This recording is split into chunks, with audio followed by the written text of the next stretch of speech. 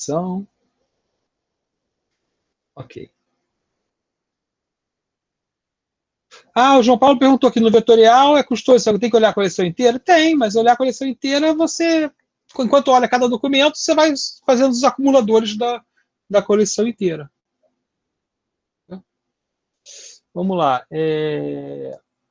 Então, você lembra que no modelo probabilístico eu tinha um jeito de, dado que eu dei uma resposta para o usuário, ele me dava um feedback, né? E eu corrigia a minha previsão e dava uma resposta melhor, ok? E o que essa resposta melhor me dava realmente é o seguinte: a minha consulta tem poucos termos. Quando eu olho a resposta do usuário, eu posso olhar para os documentos que ele falou que é relativo e dar um peso, uma importância para cada termo daqueles documentos. Ok? É isso que eu estou fazendo na prática. Eu falo, olha só, esse termo aqui que você não apresentou, mas ele está em todos os documentos que você escolheu. Então ele deve ser bom. Melhor ainda se eu usar o TF-DF, né? Lá não tinha TF-DF, agora eu tenho. Mas, na verdade, você usa o probabilístico com o TF-DF. Eu só não tinha falado disso. Esse termo aqui, que você botou na sua consulta, e não aparece nenhum documento que você gostou, então ele é ruim. Eu vou diminuir ele. Tá? Eu não vou, ou até não vou considerar mais. Então, o Relevance Feedback é isso no modelo vetorial. Tá? A ideia básica é a seguinte. Né? Bom, se você soubesse que está procurando, eu estaria procurando, né? Então, a consulta nunca é um bom parâmetro. Né? Porque você não sabe o que está procurando. Né? Quer dizer, quanto menos você sabe, pior a consulta. Então, o feedback de relevância, ele tenta aprender quando o usuário dá o feedback, ou seja, ele reformula a sua pergunta em função da sua seleção de documentos relevantes. Ou observando você clicar. Ok? Isso é importante dizer. Hoje não tem mais esse relevante, aquele relevante. Já teve no Alta Vista, até o Google já fez experimento com isso. Eu já usei o Google para você dizer, diga quais que você gostou. Aí você clicava lá num checkbox. Né? Não tem mais. O que ele faz? Ele observa você clicar.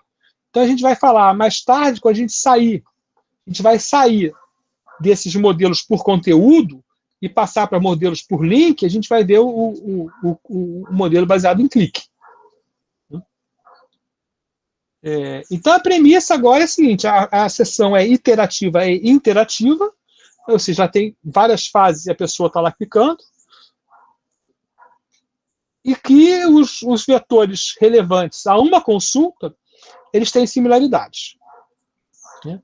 E a gente quer encontrar parâmetros melhores, pesos dos termos de vetores da consulta, que melhoram a resposta para o usuário. Então, na prática, no desenho, mais ou menos é isso. Ó. Você chega lá, tem a coleção, você faz uma consulta. Né? Essa consulta que você fez, ela mostra um quadradinho, mostra um ponto no espaço, podia ter posto um ponto aí, né? E você recupera alguns documentos. Né? E aí, o que você faz?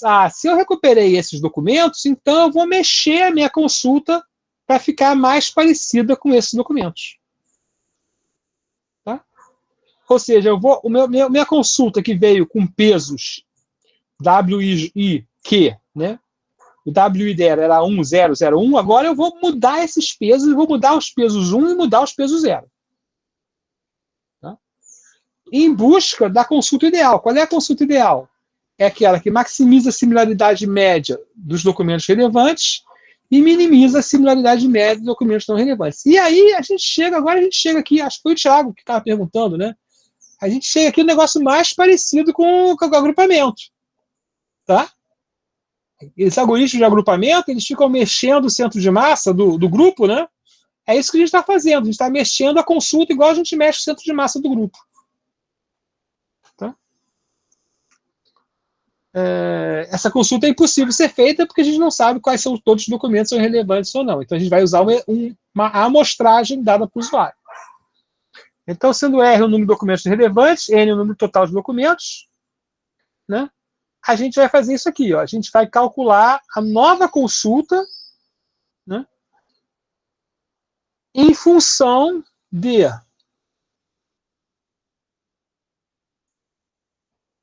um peso, aqui é 1 sobre R, né? Os documentos relevantes, né? Aqui eu tenho os vetores dos documentos normalizados para os documentos encontrados. E aqui 1 é sobre N-S, os documentos não relevantes, vezes os vetores dos documentos não relevantes normalizados. Tá? Isso aqui é a normalização do vetor, né?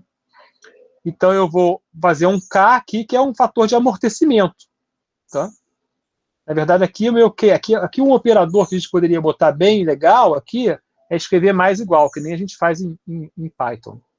Né?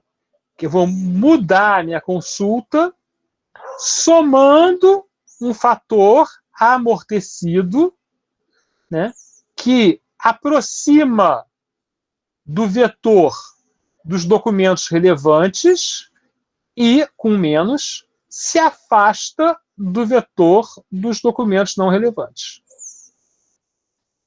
Ok? Como esse somatório não pode ser feito, porque eu não conheço nem N nem R, eu vou ter uma amostragem, né, a gente vai fazer uma aproximação. Então, a gente vai, né, ter o R' dos relevantes e N' dos relevantes, mas não, do total, né? O senhor pode mostrar os relevantes, porque o senhor tem os cliques do usuário ou o feedback dele, mas e os irrelevantes? São os que ele não clicou. Mas essa não é uma suposição meio simplificadora, não? Porque às vezes ele não clicou porque o outro era relevante, esse também seria, mas ele achou alguma coisa naquele primeiro e ele não precisou do segundo. É o que podemos fazer. Você pode fazer um sistema, talvez tenha até existido um sistema onde você fala, esse eu não quero. Mas é o que podemos fazer. Sem interferir no mundo do usuário, é ver o que ele gostou, e o que é pior, só ver o que ele clicou, porque são menos. Né? Mas já é uma... Inclusive, ele pode clicar e descobrir que não é relevante. Né? O pior da suposição do clicar é essa. Tá? É verdade. Uma coisa que se faz é o seguinte, né? Você pode olhar... Tem gente que olha pelo caminho do usuário, tá? Então, ele vê se o usuário... Aqui é a consulta dele, tá? Então, ele pode fazer vários cliques, ok? E para outros nós lá do HTML, tá? Certo.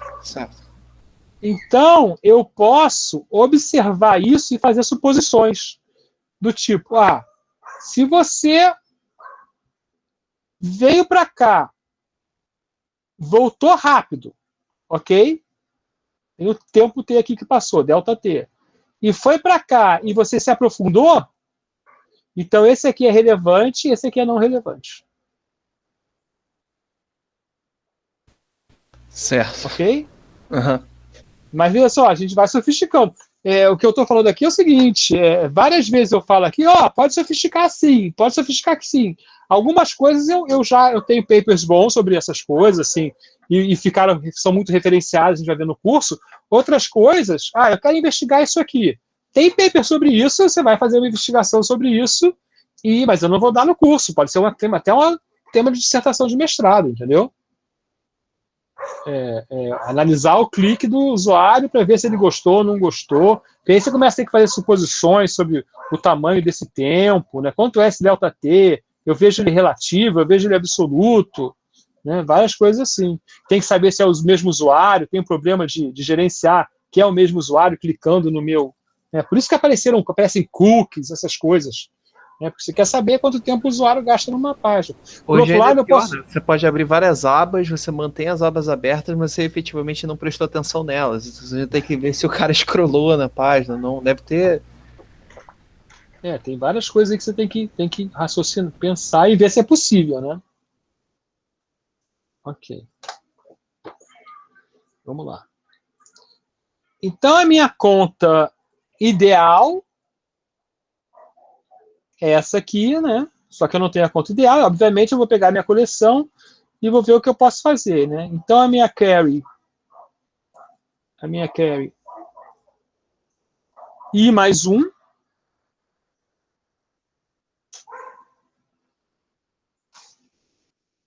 A minha carry I mais 1. Acho vermelho. Ela é a minha carry anterior, mais os vetores relevantes pela quantidade de vetores relevantes, né? Os vetores não menos vetores relevantes pela quantidade de vetores não relevantes. Aqui seria melhor para a gente R barra informado, né? Isso aqui é um alfa e um beta que você vai estimar, ou calcular, ou usar fixo. Tá? Aí é você que vai fazer. Se alfa pode ir para isso, que é pouco importante. Né? É onde você vai fazer a conta, né? Se o alfa está dentro, se o alfa está fora, né? Se é um alfa I específico para cada termo. Aí você pode fazer brincadeiras mais sofisticadas. Né? O problema é o seguinte aqui, né? Se você pode ter um caso... Opa, aqui deu errado alguma coisa. Né? Sim, aqui é o caso seguinte, né? Eu tenho aqui minha consulta e eu achei os conjuntos de documentos relevantes, é uma sofisticação, né? Os conjuntos de documentos relevantes, eles não são consistentes. Então, se eu somar para lá e somar para cá, eu vou ficar no mesmo lugar. Tá? Então, o que você faz? Você pode transformar a sua consulta em duas. Né? A minha consulta A passa a ser uma consulta B mais a consulta C. Okay? Mas aí já exige que você tenha mais observação, mais entendimento de como os documentos estão no espaço. Tá? O Relevance Feedback, ele é bom, ele dá resultados melhores, né? Mas ele tem uma coisa engraçada, que é o seguinte: o que você faz com os documentos que o usuário achou relevantes? Isso talvez vocês não percebam ainda, vocês têm percebido muitas coisas, mas é o seguinte: eu te dei uma lista de documentos com 10 documentos relevantes, tá? Com 10 documentos, os 3 de cima você achou relevantes, e o 10º também. Quando eu trago os próximos documentos, onde eu boto os documentos que você achou relevantes? Eu reindexo eles, eu deixo no mesmo lugar, eu deixo eles variarem, porque você vai se sentir talvez desconfortável como usuário que um documento que você gostou desapareça dessa lista de 10. Entenderam? É um problema só psicológico do usuário, mas é muito importante na compreensão do que o usuário vai ter do sistema. Se o usuário falar, quando eu falo que gosto de um documento, ele não me mostra mais o documento, esse sistema é maluco. Né? Aí o usuário fica irritado com o sistema. Acho que outro problema que pode aparecer com o Ranking Effect é aquela parada que a gente vê muito com P2P, né, com torrent, que é tipo, quando você começa a ranquear uma pessoa por ela ser muito boa, ou o documento por ele ser muito bom, é possível que você acabe penalizando outros documentos muito bons, porque eles só não apareceram. Então, tipo, tem um documento que ele é mais ou menos, e o primeiro usuário clicou nele por acaso, ele começa a aparecer primeiro, e os próximos usuários vão ficar clicando nesse cara porque ele está primeiro. E aquele que era realmente melhor, nunca vai, não vai voltar a aparecer porque ele foi sobrescrito, né? Tipo, pensando em plataforma, o que eles fazem muito colocar, variar a posição. Assim. Na pergunta 1, você recebeu isso aqui. Aí você marcou esses caras aqui como relevantes, ok? Aí eu descobri o seguinte, ó. Eu descobri vários outros documentos, que eu não sei ainda se são relevantes ou não. Outros 10.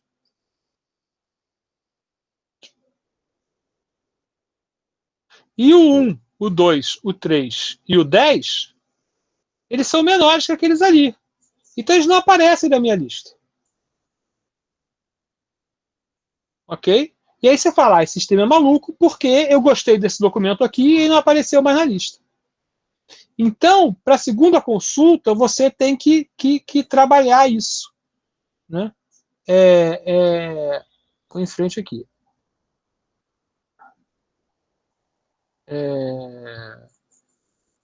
Você tem que trabalhar isso como?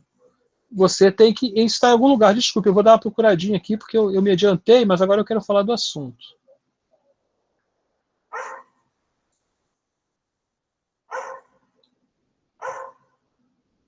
Professor, mas eu imagino que assim, nesse tipo de sistema você tenta dar modificações pequenas na query do usuário, né? Você não se arrisca a fazer uma modificação. Mas você não sabe, veja só, você não sabe o que vai acontecer. Você bota a conta lá e pode vir um conjunto de documentos diferentes. Então você tem uma técnica que a gente chama de freezing.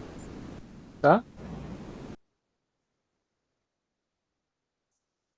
Ok? Que é o seguinte, você vai manter os documentos relevantes lá. Tá? Ou os top N relevantes, ou todos os relevantes. Tá?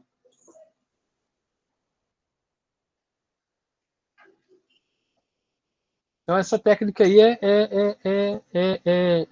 um adicional que você faz no algoritmo para ele não parecer frívolo, vamos dizer assim. Ok? Então, eu me adiantei lá nas transparências e vou voltar lá. Peraí. E aí tem outras técnicas de relevância, agora sim, assim, que a gente está falando aqui de RF explícito, depois a gente vai falar do implícito na próxima aula. Tá? Então, veja só, o modelo lá probabilístico, ele já é um modelo de relevância. Tá? Então já tem isso aí. Né? No modelo vetorial, você tem que fazer uma coisa, que é modificar o espaço dos documentos. Né? E aí eu estou falando, aqui eu estou registrando. Você pode usar outra indicação, que é o clique do usuário ou o fato dele ver o documento. Né? Então eles chamam isso de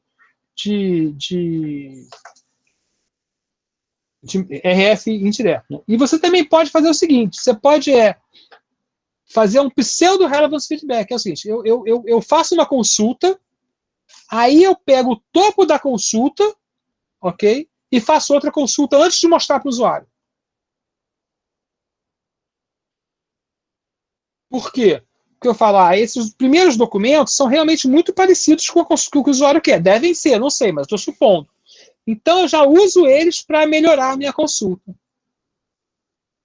A consulta do usuário. Tá?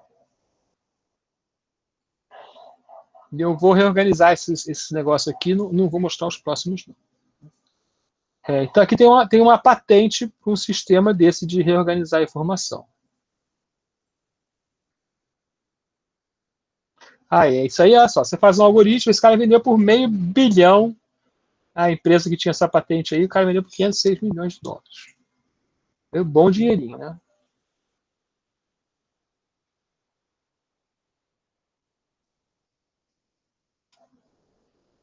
Então, acho que por hoje a gente pode parar por aqui. Né? Eu vou dar uma ajeitada aqui nesses relevance feedback, mas a ideia acho que ficou bem clara. Né? E esses defeitos do modelo vetorial, do relevance feedback, né? Eles realmente existem, mas é o melhor que eu posso fazer dentro de certas condições. Tá? Vou parar a gravação aqui.